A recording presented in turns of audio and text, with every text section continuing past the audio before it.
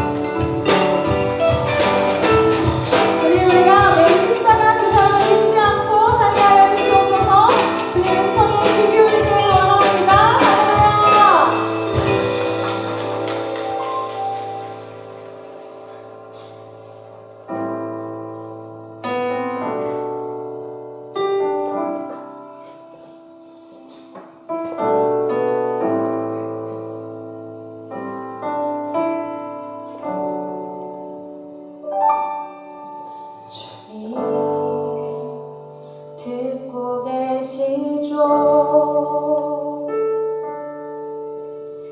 내 외침부터 속삭임까지 이런 고난 내게 온 건지 여전히 난 알 수 없어도 주님 다 알고 계시죠. 눈물만 들을 때에도 이름만 부를 때에도 이 자리에 함께 하시죠. 들으소서.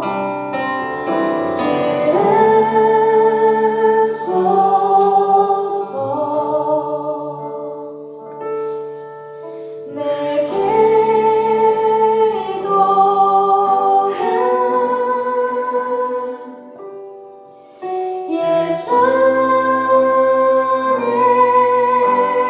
예수님을 믿음으로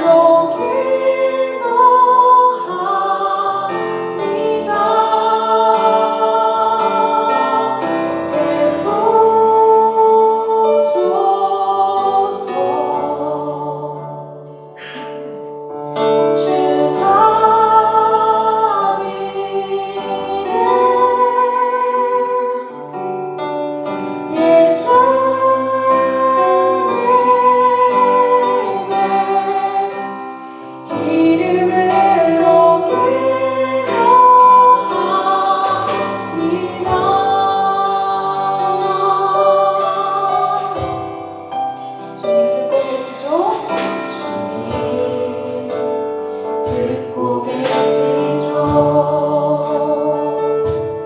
내 외침부터 속삭임까지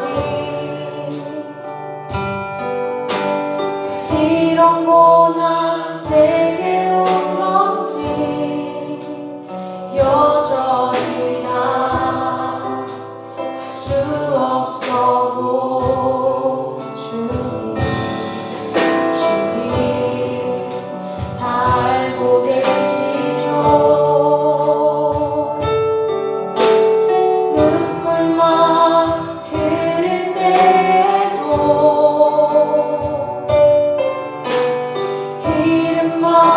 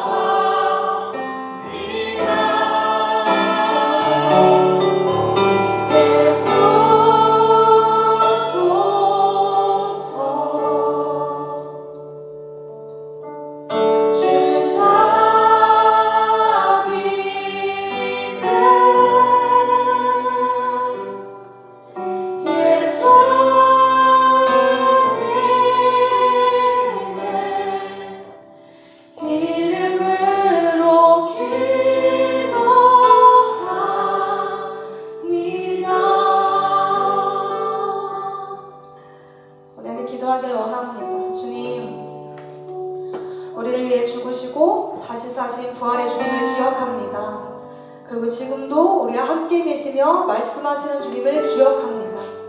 때론 삶에 치여 주님을 잊기도, 때론 그리스도인이라는 것도 잊고 살아갑니다. 이런 저희를 잊지 않으시는 주님의 사랑을 우리도 잊지 않게 하여 주시옵소서. 말씀하시는 주님께 귀를 기울이며 기도하는 우리가 되게 하여 주시옵소서라고 이제 각자의 모습으로 함께 기도하며 나아갑시다.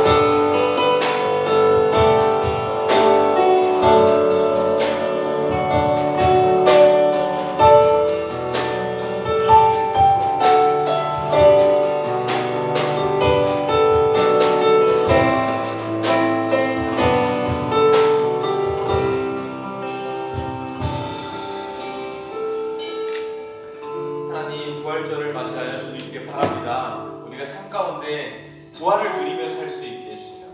그리고 우리가 누리는 부활을 이웃들과도 나눌 수 있게 해주세요. 이것이 무엇을 의미하는지 우리가 너무나 두루뭉실하게만 알고 살아왔습니다. 부활을 누린다는 것이, 부활을 이웃과 나눈다는 것이 어떤 의미인지, 내가 어떻게 살아가야 한다는 말인지 우리들이 이 시간을 통하여 깨닫게 해주시고 삶으로 체감할 수 있도록 도와주세요. 부활을 몸소 느끼고 만족하고 만끽하는 모든 코너스 한 사람 한 사람이 될 수 있도록 함께 해주세요. 예수님의 이름으로 기도드렸습니다. 아멘. 네, 여러분 반갑습니다. 코너스 4월 첫째 주 예배 오신 여러분 너무너무 환영합니다. 제가 좀 전에 찬양하면서 느끼는데 찬양팀이 정말 매주 이렇게 발전하는 것 같아요. 막 눈 깍깍깍 막 해가지고 막 드럼 시작하더니 막 기타 막 하는데 막 너무 멋있더라고요. 인류 찬양팀 같았습니다. 그래서 너무 감사하다는 생각을 했습니다. 이번 한 달 동안은 삶은 계란이라는 제목으로 함께 이야기를 나눠볼 예정입니다. 이 제목을 어디서부터 만들게 됐냐면 무한도전이라는 방송 프로그램에 보면은 이제 무한상사라고 하는 그 특집이 있습니다. 거기서 그 유재석이 질문합니다. 길이라는 가수에게 삶이란 뭐라고 생각합니까? 그랬더니 길이 지혜롭게 살자 이렇게 대답하니까 옆에 있던 사람들이 어이없어 하면서 삶은 계란 이렇게 하거든요. 이게 무슨 말이냐면 그 삶은 life is 무슨 개그인지 아시죠? 네. 근데 제가 그 장면을 이렇게 보는데 무슨 생각이 들었냐면 이게 되게 우스갯소리잖아요. 삶은 계란, 우스갯소리고 개그인데 이게 마냥 우스갯소리는 아닌 거예요. 왜냐하면 계란은 뭐예요, 여러분? 먹거리죠. 먹는 겁니다. 삶은 뭘까요? 삶에 대해서 되게 여러 가지로 두루뭉실한 이야기가 많이 있는 것 같아요. 들어보면은 행복을 추구한다든지 동행한다든지 가치의 가치 여러 가지 뭐랄까 미사와 어구들이 갖다 붙는데 근데 결국은 삶은 제가 생각할 때 본질적으로는 먹고 사는 문제라는 생각이 들어요. 여기서 벗어나서 관념적인 이야기만 하는 것이 내 삶에 진짜로 와닿지 않을 수 있겠다는 생각이 들더랍니다. 그러면 삶은 정말로 어쩌면 계란이라고도 말할 수 있겠다. 먹는 것, 먹거리, 내가 먹고 사는 문제, 내가 삶에서 마주하는 일들, 일터에서 만나는 관계들, 내 삶의 직접적인 문제들, 가족의 문제, 가정의 문제 이런 것들을 배제해두고 교회에서 되게 관념적인 이야기만 할 때가 있는 것 같아요. 근데 사실은 이게 내 삶이랑 맞닿아 있지 않으면 너무나 무의미한 이야기처럼 느껴질 때가 있거든요. 아무리 좋은 것이라도 관념에 머릿속에 마음속에만 머무르고 있으면 무쓸모라고 저는 생각해요. 이게 뭐랑 비슷하냐면 지금 제가 오늘 설교를 준비하면서 직접 계산을 좀 해봤어요. 저희 과거를 되돌아보면서 제가 지금 결제를 한 다음에 가고 있지 않은 헬스장의 개월수가 32개월이 있더라고요. 둔산동에 10몇 개월이고 하카동에 7몇 개월, 7개월 정도가 있고 하여튼 그래요. 이게 뭐예요? 부자다. 가프가. 가짜야. 얼마나 설교자보다 말을 많이 하면 나와서 설교를 하세요. 이게 뭐예요? 갈 때는 좋은 것을 가지고 가요. 내가 여기서 헬스장 여기 뭐 둔산동에 새로 오픈했대, 기구가 좋대, 내가 가면은 이 시기에 싸게 해준대, 뭐 36개월을 끊으면 엄청 한 달에 2만 원도 안 된대. 우와 그렇구나 하면서 결제를 하는 것까지는 너무 좋아요. 근데 내가 직접 가서 헬스 기구를 들지 않으면 쓸모없는 거예요. 이게 저는 신앙이랑 고스란히 연결된다고 생각합니다. 우리의 삶을 여러 가지로 표현할 수 있는데요. 근데요, 이게 관념적인 부분으로 아무리 정의 내려도요, 내 삶에, 내 먹거리에, 먹고 사는 문제에 직접 와닿지 않으면 저는 너무나 좀 휘발된, 허황된 이야기가 될 수 있겠다는 생각이 듭니다. 우리가 신앙생활하면서 여러 가지 이야기를 합니다. 사랑하자, 용기를 갖자, 뭐 우리의 사명이라든지 소명이라든지 이래야 돼, 저래야 돼, 이런 이야기를 많이 하는데 이게 나의 삶에 직접 와닿지 않으면, 그래서 삶이 움직여지지 않으면, 아무것도 하지 않으면 아무 일도 벌어지지 않습니다. 우리의 관념에만 머무르게 되면은 그렇게 뭐랄까 너무 이렇게 아쉬운 게 없는 것 같아요. 근데 정작 무서운 게 뭐가 있냐면요, 요즘에 AI 시대가 됐다고 하잖아요. 제가 요즘 AI 시대가 되면서 굉장히 제 먹고 사는 문제, 저의 계란에 위협을 느끼고 있어요. 왜냐면은 AI가 모든 걸 만들어줘요. 어떤 여성분이 이렇게 그냥 포즈만 잡고 찰칵 찍어요. 그래 AI 들어가지고 어느 브랜드 드레스 입혀줘 하면은 드레스를 입는 웨딩 사진이 만들어지는 거예요. 난 웨딩 사진을 찍어서 먹고 사는 사람이죠. 근데 계란이 깨지고 썩고 있어요, 여러분. 근데 이 AI 시대가 되면서 여러모로 사람들이 주의를 주고 조심하라고 하는 이유가 뭐예요? 그 모든 것은 다 뭐냐면 가짜인데 진짜 같으니까 조심하라고 하는 거예요. 왜냐면 이걸 가지고 막 범죄로도 이용하고 하잖아요. AI에 넣으면 너무 진짜 같은 게 나와요. 가짜인데도 불구하고요. 그래서 그걸 경계하고 조심하자고 사람들은 많이 이야기를 해요. 너무너무 진짜 같으면요, 어느 날 진짜로 둔갑해 보일 때가 있어요. 근데 저는 이게 신앙에서 똑같다는 생각이 들어요. 내가 직접 내 삶에 와닿고 내가 삶으로 살아내는 신앙이 아닌데 교회에서 정말 진짜처럼 느끼고 진짜처럼 받아들이고 진짜 내가 이걸 한 것처럼 생각하고 살잖아요. 그럼 아무것도 하지 않아도 난 진짜 그런 신앙을 갖고 있는 사람처럼 느낄 때가 있어요. AI로 만든 가짜 사진처럼 AI 신앙이 되는 거죠. 이게 저는 너무 무서워요. 우리가 코너스가 제가 예전에도 우리 크로스핏 센터 가서 설교했던 적이 있어요. 우리 용설경님 오픈식 날 가가지고 저희가 다 같이 이제 막 했었어요. 그때 이런 이야기를 했었습니다. 여러 가지 되게 가치로운 이야기를 코너스가 많이 하는데 실제로 이게 몸으로 움직여지는 것까지 이어지지 않을 때 코너스가 되게 바보 같은 교회가 될 것 같다. 이거 너무 무섭다라고 이야기를 했고요. 하필 제가 그날 그 설교를 했는데 코너스 사람들이 저한테 크로스핏 등록하라고 막 하는 거예요. 몸으로 하라고. 그래서 그날 등록을 어떻게 뭐 해가지고 몇 달 다녔던 그런 기억이 있습니다. 크로스핏 센터에서 몸을 움직이자고 말하는 설교, 사실 그걸 릴스로 올라가고 조회수가 잘 나왔어요. 그런 말을 하는 것도 너무나 쉽게 할 수 있는데요. 나 그럼 건강을 위해서 크로스핏을 다녀볼까까지 이어지는 건 아예 천지 차이인 거예요. 헬스장을 끊는 것과 헬스장에 가서 도구를 드는 건 천지 차이입니다. 내가 산을 보고 너무 멋지다라고 하는 거랑 내 발로 등산을 오르는 거랑 천지 차이입니다. 그래서 이번 한 달 동안은 그런 이야기를 하려고 해요. 우리의 삶이 직접 움직여지는 이야기를 좀 해보려고 합니다.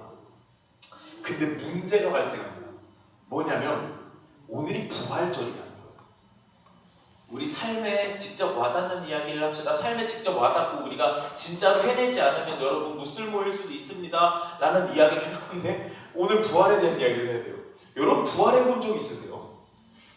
죽어본 적도 없으시잖아요. 이게 참 어려운 것 같아요. 이게 저는 사실 목사랍시고 여기 있는데, 제가 양심 고백을 하나 하자면, 저는 얼마 전까지만 해도요, 부활이 그닥 저한테 중요한 이야기가 아니었어요. 솔직히 별로 와닿은 적이 없어요. 예수님이 부활하셨대. 좋은 이야기죠. 축하드릴 이야기고요. 조금 더 나아가면 우리도 언젠가 부활한대요. 너무 감사한 이야기다, 그죠? 근데 여러분들 그거 너무 와닿으세요? 나 내일 직장 가서 힘들어 죽겠는데 언젠간 부활하겠지. 막 너무 기쁘세요? 그래서 막 소망이 일어나세요? 저에게 사실 부활이라는 건 그닥 와닿지 않는 신앙의 개념이었어요. 부활은커녕 죽음도 경험해 본 적이 없어요. 이거 되게 웃긴 이야기지만 드리자면, 저와 여러분은요, 죽을 때까지 죽음을 경험해 볼 수가 없어요. 심지어 누가 알려주질 않아요. 야, 내가 죽어봤더니 이렇더라, 할만하더니 이렇게 말을 들어본 적이 없잖아요. 우리는 죽음에 대해서 죽을 때까지 미지의 영역으로 갖고 살 수밖에 없는 거예요. 그러니까 제가 오늘 설교를 준비하는데 너무 어려운 거죠. 이런 죽음을 삶에서 어떻게 부활을 삶에서 어떻게 실천하며 사세요 라고 이야기하기가 참 어렵더라고요. 맘 같아서는 오늘 죄송합니다 하고 설교를 그만하고 요리 컨테스트를 하자 이러고 싶어요. 근데 또 제가 또 그럴 수는 없죠. 찬양팀은 이렇게 발전하는데 설교도 발전해야 되지 않겠습니까? 그래서 제가 이제 이게 좀 고민을 해보다가 그런 생각이 드는 겁니다. 죽음을 우리는 경험해 본 적이 없지만, 그럼에도 불구하고 굉장히 분명한 사실 하나 있는 게 뭐냐면, 저와 여러분은 반드시 죽는다는 거예요. 이거 부활전에 이런 이야기 들어서 죄송해요. 근데요, 여러분은 반드시 죽을 겁니다. 저도요, 반드시 죽어요. 이거는 피할 수가 없어요. 근데 문제는 저와 여러분 모두요, 이걸 이렇게 뚜렷하고 분명한 사실을요, 그닥 눈여겨보며 살지 않아요. 오히려 정작 우리가 눈여겨보는 건 뭐죠? 불확실한 미래를 눈여겨봐요. 내가 집어넣어놓은 그 주식에 그것이 오를지 안 오를지 몰라요. 근데 누가 이거 무조건 오른다고 그랬어요. 그럼 내 돈 집어넣고 투자하고 내 삶을 투자한 다음에 내 시간과 정성을 거기다 들여보고 있는 거예요. 하루 종일 핸드폰 보면서 빨간색인지 파란색인지 보는 거죠. 내가 살 부동산 그게 오를지 안 오를지 몰라요. 내 일터에서의 이 전망이 내가 이렇게 열심히 하면 승진을 할지 안 할지 몰라요.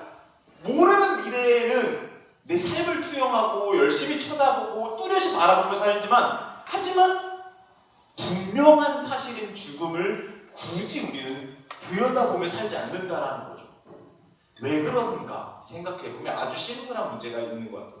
그게 뭐냐면, 죽음은 무서워. 죽음은 사실은 무서워. 죽으면 어디로 갈지, 어떻게 될지, 아까도 이야기를 보았지만 우리 주변에 죽음에 대해서 조언해줄 사람이 없어요. 먼저 죽어봐본 그 길을 걸어준 사람이 없어요. 야, 내가 죽어보니까 이거 할만해. 야, 졸지 마. 이렇게 말해주는 사람이 없단 말이에요. 죽으면 어디로 가는 걸까? 내가 어떻게 되는 걸까? 남겨진 사람들은 어떻게 사는 걸까? 나는 거길 가본 적이 없어요. 두렵고 떨리고 괴로운 존재가 죽음인 겁니다. 그야말로 두려움의 대상이다 보니까 우리는 죽음을 뚜렷이 마주보고자 하는 마음이 자연스럽게 생기는 건 아니지 않나, 이런 마음이 들었습니다. 저와 여러분 다 아시는 이야기지만 한 번 더 이야기를 오랜만에 드리는 건데, 저는 개인적으로 사실 최근에 죽음을 조금 경험하게 된 일이 있었죠. 잘 아시겠지만 작년 말에 있었던 일이고, 이제 건강검진을 받고 암 판정을 받고 다 아시겠지만 지금은 너무 무탈한 상황입니다. 여러분들이 많이 걱정하실까봐 굉장히 항상 좋게 잘 될 거예요. 아무것도 없어요. 그냥 일찍 발견해서 일찍 떼내고 끝났어요. 다빈이한테 여드름 떼는 거야 형, 이렇게 이야기를 할 정도로 여러분을 안심시켜주고 저도 회피하려고 이야기를 했었는데, 사실 제가 솔직하게 이야기를 드리면 그때 당시에 너무 무서웠어요. 처음으로 건강검진을 받고 좀 이상한 게 있는 것 같다. 대학병원을 가봐라. 대학병원에서 CT를 찍고 의사 선생님과 단둘이 있는 그 좁은 방에서 그 차가운 공기에서 의사 선생님이 아무래도 암인 것 같습니다. 직장 쪽에 암이 발견됐습니다. 라고 이야기를 딱 들었을 때 그때 제가 어떤 걸 느꼈냐면 내가 그토록 외면하고 안 쳐다보려고 했던 죽음이 또렷하게 느껴지는 느낌? 여기 있었구나. 내가 어떻게든 안 보고 살려고 그랬는데 사실 여기 그래 너 여기 있었지. 되게 선명하게 보이고 되게 실감되게 보이고 되게 뚜렷하게 보였던 그 경험을 그때 했어요. 딱 소식을 듣고 아직도 그게 너무 생생해요.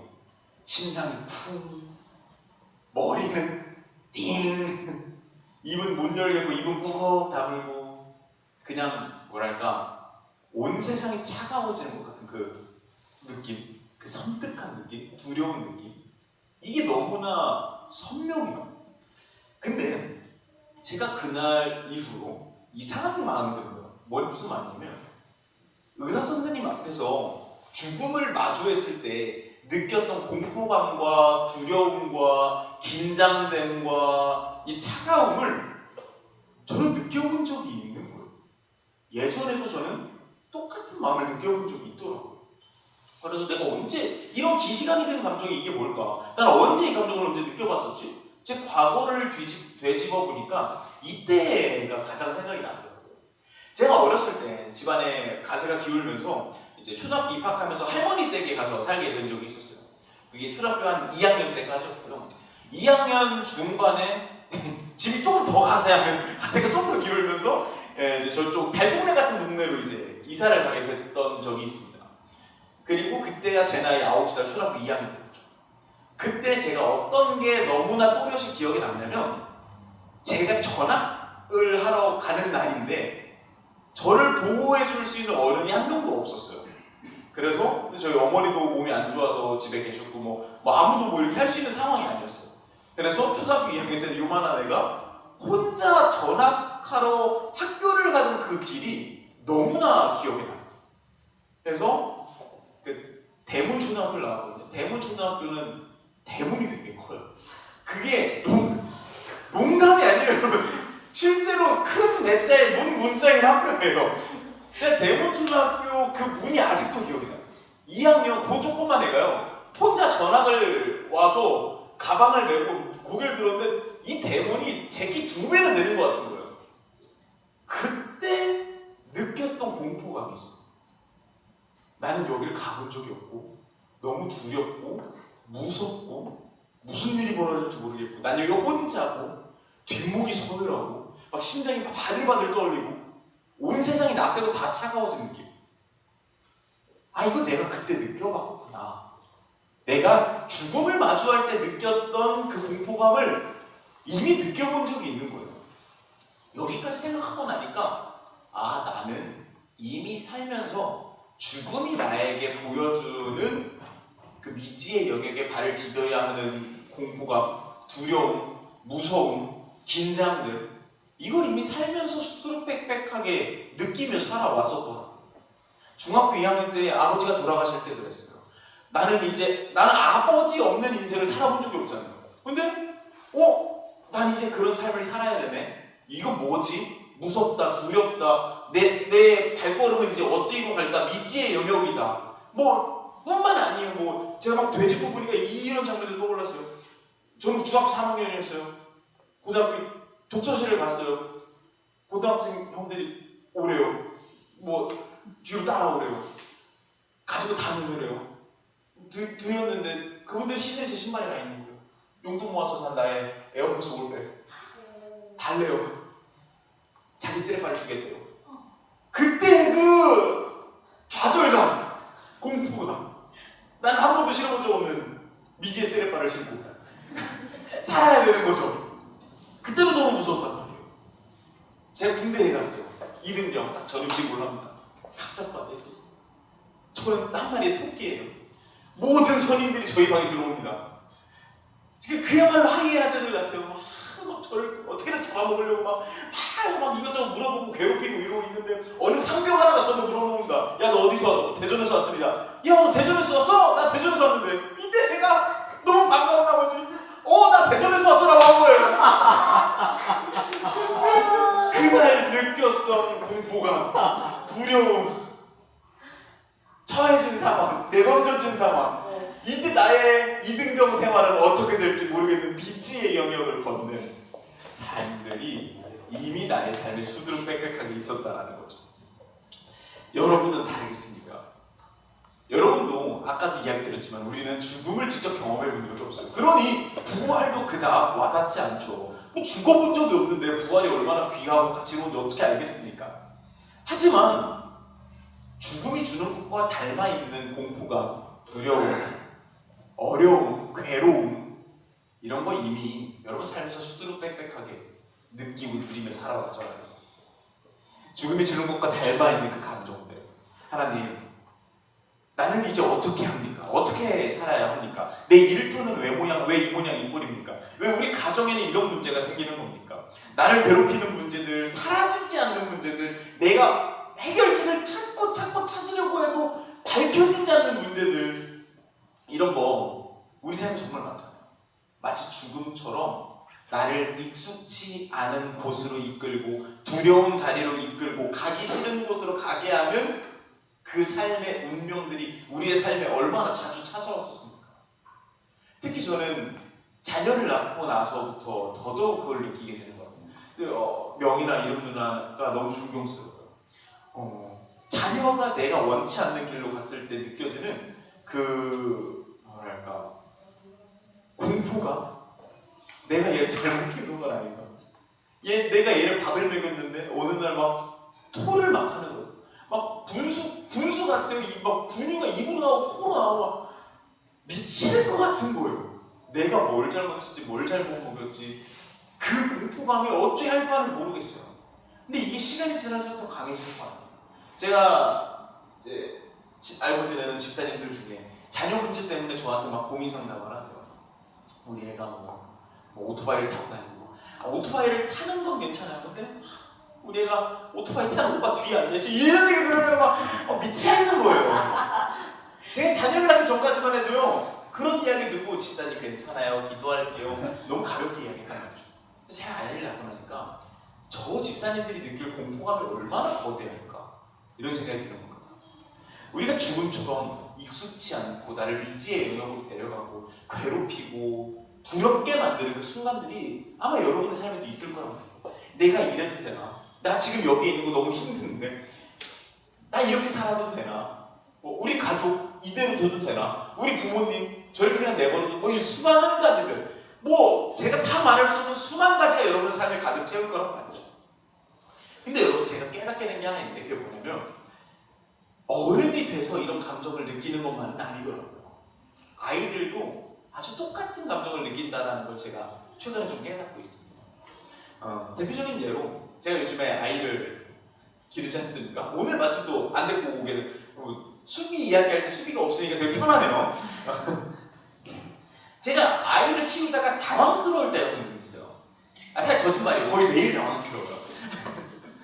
얘가 왜 울지? 얘가 왜 이러지? 거의 매일 당황스러운데, 가장 당황스러울 때가 언제였냐면 나는 얘한테 할 걸 다 해줬어요. 배고파해서 밥을 먹였고 트럼도 잘 시켜주고 용트림을 했어요. 그리고 막 백색소음 틀어주고 토닥여주고 잘 잠들었어요. 저희 애가 저를 닮아서 코를 골거든요. 막 코를 골고 잘 자요. 이제 잘 자네. 침대에 눕혀주고 잘 잔다, 예쁘다. 뒤돌아서 잠깐 일하려고 하면 눈 떠서 우는 거예요. 너무 당황스러워요. 난 해줄 걸 다 해주는데 왜 계속 울까? 제가 이게 답답하니까 유튜브 같은 데 검색을 해봤어요. 근데 저를 완전 깨닫게 해준, 완전 이해시켜준 영상이 하나 있었어요. 이런 이야기를 합니다, 그 영상에서. 어린아이일수록 그 수면 패턴이 어른들이랑 다르다는 거예요. 어른들은 렘수면 알죠, 여러분? 깊은 잠이 있으면 이제 얕은 잠, 렘수면이 있잖아요. 아이들일수록 깊은 잠과 얕은 잠에 이게 빠르다는 거예요. 조금 깊은 깊은 잠 들라치면 얕은 잠이 찾아오고 막 깊은 잠 들라치면 얕은 잠이 찾아온다는 거죠. 근데 이 조그만 아이 입장에서는 어떤 마음이 드냐면 내가 잠들기 직전까지는 아버지 품에 있었어요. 아빠 품에 있었어요. 거기서 이렇게 따뜻하게 이렇게 자고 있었는데 잠깐 잠들었다가 이렇게 근데 모르는 곳에 와 있는 거예요. 그러니 당연히 무서울 수밖에 없다. 그 아빠 품에서 잠들었는데 눈 떴더니 이상하다. 가본 적 없는 침대에 와 있는 거예요. 무섭죠. 그러니까 우는 거다라고 이야기를 하는데 제가 이 아이의 마음이 좀 공감이 되더랍니다. 그러면서 그 유튜브 선생님께서 이제 해결책을 준 게 이런 거였어요. 아이가 잠들기 직전까지 아빠 목소리, 엄마 목소리를 많이 듣게 해주라는 거예요. 그러면서 제가 잠들기 전까지 수박, 아이고 잘 먹었어, 잘 자 이렇게 얘기를 계속 걸어주라는 거예요. 그러다가 잠이 들고 이제 가서 다른 일을 할 때 이제 아이가 막 빽빽 울면은 아빠 목소리를 들려주면 된다는 거죠. 그래서 제가 어느 날이었어요. 아이를 또 똑같이 재우고 눕히고 가서 잠깐 설거지를 하고 있는데 아니나 다를까 또 깨서 막 우는 거예요. 막 여기 뭐야 여기 모르는데 막 우는 거예요. 근데 제가 그 유튜브 선생님 이야기가 떠올라서 말을 건넜어요. 설거지하면서 수박 아빠 여기 있어 괜찮아 아빠 목소리 들리지? 아빠 목소리 들리면 괜찮은 거야 라고 이야기를 하니까 이상하게 시간이 좀 지나니까 아이가 새근새근 다시 잠이 들더라고요. 여러분 세상에 질린 유튜브에 돼 있습니다. 여러분 부활절이죠 오늘. 부활절의 의미가 무엇일까? 제가 여러 번 보시면 보다가 이렇게 결론 내리기로 했어요. 아빠 목소리 듣는 시간인 거예요. 우리가 삶에서 죽음과 같은 순간이 찾아올 때가 있어요. 아까 얘기드렸던 여러분의 삶에 찾아왔던 그 순간들이 수비에게도 찾아왔던 것처럼 똑같이 나는 내 삶이 원래 여기가 아닌 것 같고 나는 아빠 품이 좋고 나는 내 평안한 곳이 좋고 안전한 곳이 좋은데 익숙치 않은 곳에 와서 뺑 울어버릴 것 같을 때가 있어요. 죽음을 겪을 때가 있더라고요. 그때 그리스도인들은 부활을 계속해서 이야기를 하는 것은 우리 삶에 와닿지도 않는 언젠가 너 죽었다 부활할 거야 이런 이야기가 아니라 지금 죽음과 같은 삶을 살고 있을 때 아버지의 음성을 계속해서 청해 들을 수 있는 존재라고 말하는 것이 부활을 누리며 살아가는 그리스도의 삶이라고 생각을 하고요. 그것을 유독 집중해서 듣는 날이 저는 오늘과 같은 부활절이라는 생각을 해보게 됐습니다. 부활절에 우리가 무엇을 하는가? 뭐 늘상 하듯 기념할 수도 있고요. 계란 먹을 수도 있고요. 일단 계란 요리도 하겠죠. 하지만 부활절 좋은 날 이렇게 관념적으로 머무르면 우리 삶에 다 오지 않는 것 같아요. 이걸 우리의 삶으로 가지고 올 수 있었으면 좋겠어요. 우리의 삶에 죽음과 같은 공포감을 주는 수많은 상황들을 마주할 때 나를 부활시켜 주실 것 같은 아버지의 음성을 청해 들으려고 애쓰는 삶, 이게 저는 신앙의 삶이고 그리스도인의 삶이자 부활을 누리는 삶이라는 생각을 해보게 됐습니다. 오늘의 본문 저희 같이 한번 읽어볼 텐데요. 마태복음 28장입니다. 저와 여러분 한 목소리를 읽어보겠습니다. 시작. 그는 여기에 계시지 않는다. 그가 말씀하신 대로 그는 살아나셨다. 어서 그가 누워 계시던 곳을 보아라. 그리고 빨리 가서 제자들에게 전하기를 그는 죽은 사람들 가운데서 살아나셔서 그들보다 먼저 갈릴리로 가시니 그들은 거기서 그를 뵙게 될 것이라고 하였다. 이것이 내가 너희에게 하는 말이다. 여자들은 무서움과 큰 기쁨에 엇갈려서 급히 무덤을 떠나 이 소식을 그의 제자들에게 전하려고 달려갔다. 그런데 갑자기 예수께서 여자들과 마주쳐서 평안하냐 하고 말씀하셨다. 여자들은 일어나서 그의 발을 붙잡고 그에게 절을 하였다.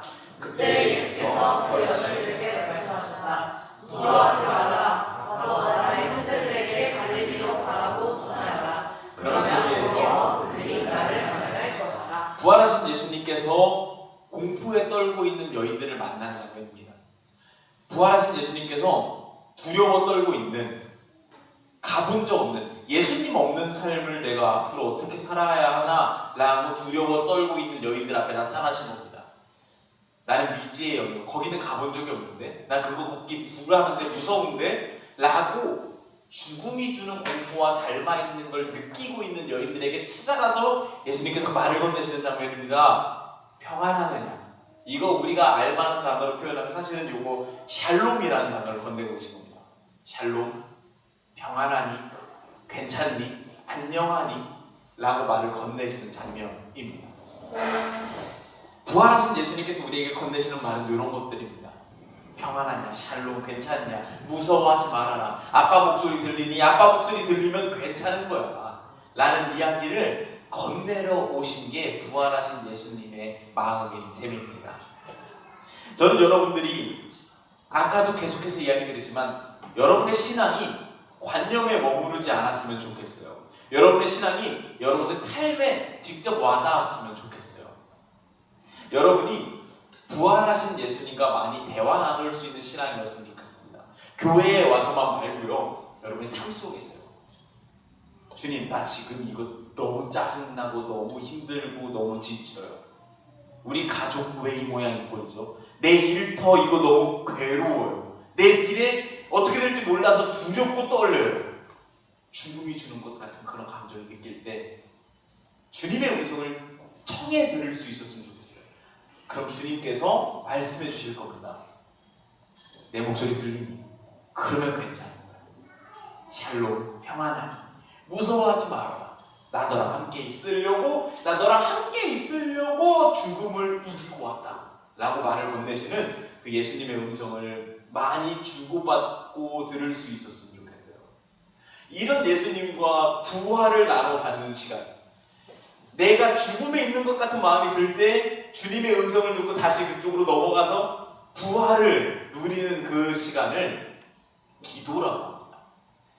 기도가 뭐 바라고 막 뜨겁게 하고 이것도 다 기도지만 여러분이 일상 속에서 괴롭고 힘들 때 주님의 음성을 듣고 다시 평안으로 돌아가는 것, 평안함으로 부활되는 것, 이것을 기도라고 한다고 저는 생각합니다. 저는 여러분이 기도하는 삶을 살았으면 좋겠어요. 우리 신앙생활하면서 그동안 큐티, 묵상 이런 거 많이 했었잖아요. 근데 이거요, 너무나 쉽게 관념적으로 하게 될 수 있어요. 그냥 매일매일 숙제처럼 하는 큐티, 매일매일 숙제처럼 하는 묵상. 지난주에도 공들었지만 이번 4월부터 시작해서 일단 4월 한다면 우리가 함께 묵상을 한번 해보려고 해요. 근데 저는 이게 여러분 숙제처럼 하세요 라고 생각하고 싶지 않아요. 여러분이 일상 속에서 삶 가운데서 하나님의 음성을 귀 기울여 들을 수 있었으면 좋겠고, 그 과정을 통해서 나를 다시 자녀의 자리로 데려가 주시는 하나님의 음성을 많이 듣고 느끼고 누리고, 그렇게 마음을 다시 안심시켜서 아빠 목소리 듣고 마음 안심하게 새근새근 다시 잠들었던 수비와 같은 그런 평안함을 여러분들이 누릴 수 있었으면 좋겠습니다. 한 가지만 더 마지막으로 이야기하고 오늘 이야기를 마치려고 하는데요. 원래는 여기서 설교를 끝내려고 했었으나 한 가지 더 깊게 생각이 드는 게 있어서 이야기 전합니다. 오늘은 부활절이고요. 부활절에는 계란을 보통 삶아서 나눠주거나 하죠. 그래서 우리도 오늘 계란을 요리해가지고 막 이렇게 할 거잖아요. 왜 언제부터 이 계란을 부활절에 나눠 먹기 시작을 했을까에 대한 설이 여러 가지가 있는데 그 중에 한 가지만 소개하고 마치려고 합니다. 로다린드라고 하는 여성과 관련된 설인데요. 어느 날 로다린드라고 하는 여인의 남편이 강제로 징집이 된 상황이에요. 그래서 남편이 전쟁에 나갔고 어느 순간 갑자기 남편이 언제 죽을지 모르는 두려운 상황이 그 여인의 삶에 찾아오게 된 겁니다. 그야말로 오늘 이야기했던 것과 동일하게 죽음이 그녀의 삶에 찾아왔다라고도 할 수 있겠죠. 나는 남편 없는 삶을 생각해 본 적이 없는데 너무 두려운데 너무 무서운데 내 남편 죽으면 어떡하지? 어떡하나? 너무 무섭다. 이런 마음을 먹고 있을 때 온 동네 사람들이 로다린드를 너무나 살갑게 도와줬다고 해요. 두려워하지 말라고 손도 잡아주고 밤에 벌벌 떨면 가서 막 옆집 아줌마랑 같이 자주기도 하고 요리도 해먹고 남편 잘 될 거라고 막 같이 기도도 해주고 이런 마을 공동체가 그녀를 죽음과 같은 두려움을 떨고 있을 때 그녀를 보호해주고 안아주고 지켜줬다라고 해요.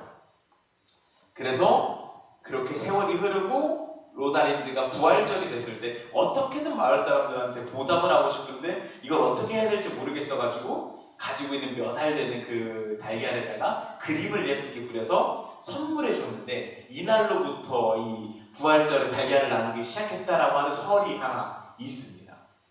저는 이 로다린드와 마을 주민 사람들이 뭘 주고받았다라고 생각을 하냐면 부활을 주고받은 것이라고 생각을 합니다. 한 여인이 죽음에 당도한 것처럼 두렵고 무섭고 떨리는 상황에 처해졌을 때 거기에 머무르게 하지 않고 괜찮아, 잘 될 거야, 내가 너와 함께 있어, 우리가 너와 함께 있어 줄게, 너는 하나님의 자녀야, 너는 하나님이 지키실 거야 라고 위로해주고 안심시켜주고 죽음의 자리에 머무르게 하지 않고 부활의 자리로, 안심의 자리로 이끌어주는 일을 한 마을 사람들이 그녀에게 부활을 선물해 준 거죠. 감사한 마음에 달걀을 보답하고 부활과 부활이 서로 주고받아지는 그 과정을 달걀로 상징해서 표현했다고 생각합니다.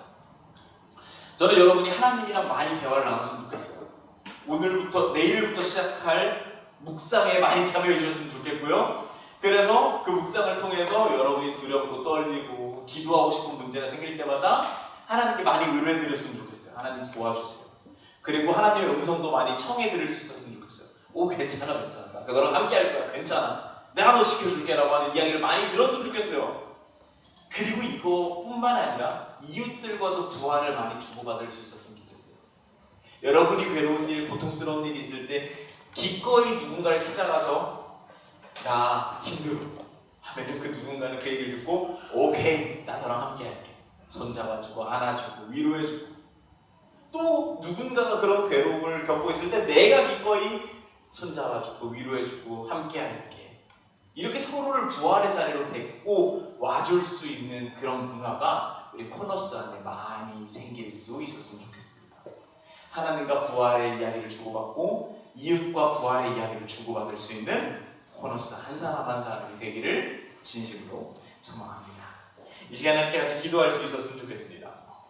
같이 기도하실 때 오늘의 이야기를 기억하면서 생각하면서 기도했으면 좋겠습니다. 우리의 삶 가운데 찾아오는 수많은 문제들, 무서움들, 두려움들, 괴로움들, 마치 죽음이 나에게 주는 것과 똑 닮아 있는, 내가 가본 적 없는 삶에 대한 두려움, 내가 겪어본 적 없는 삶에 대한 미지의 영역을 걸어야 한다라고 하는 그 무서움, 괴로움, 그 모든 문제들을 주님 앞에 내어놓았으면 좋겠습니다. 여러분, 주님께서 여러분을 안심시켜 주실 거라는 믿음이 있습니다. 여러분을 위로해 줄 거라는 믿음이 있습니다. 그래서 두려움의 자리, 죽음의 자리에 머무르게 하지 않고 안심의 자리, 부활의 자리로 데려와 주실 거라는 믿음이 있습니다. 그런 하나님께 솔직한 음성을 전달해 드릴 수 있는 기도 시간이 될 수 있었으면 좋겠습니다. 같이 기도하겠습니다.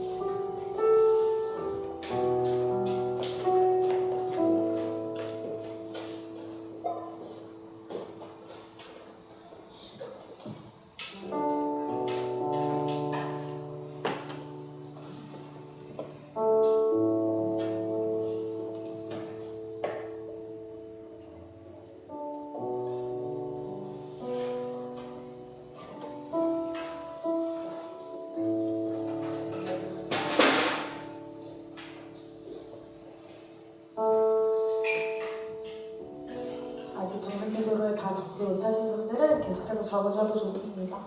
다 적으신 분들 함께 찬양하시면서 주께 우리의 마음을 올려드립시다.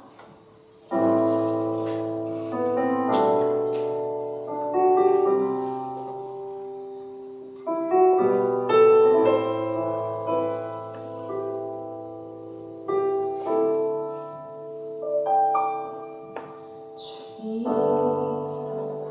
듣고 계시죠? 내 회침부터 속삭임까지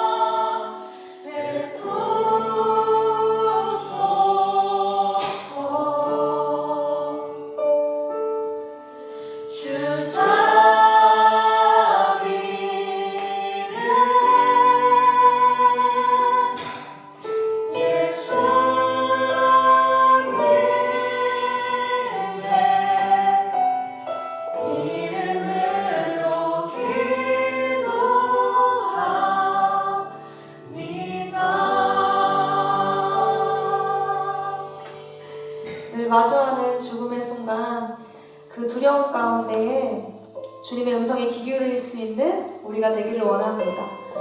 기도를 통해 다시 한번 우리의 삶이 부활되는 샬롬의 음성을 듣기를 원합니다.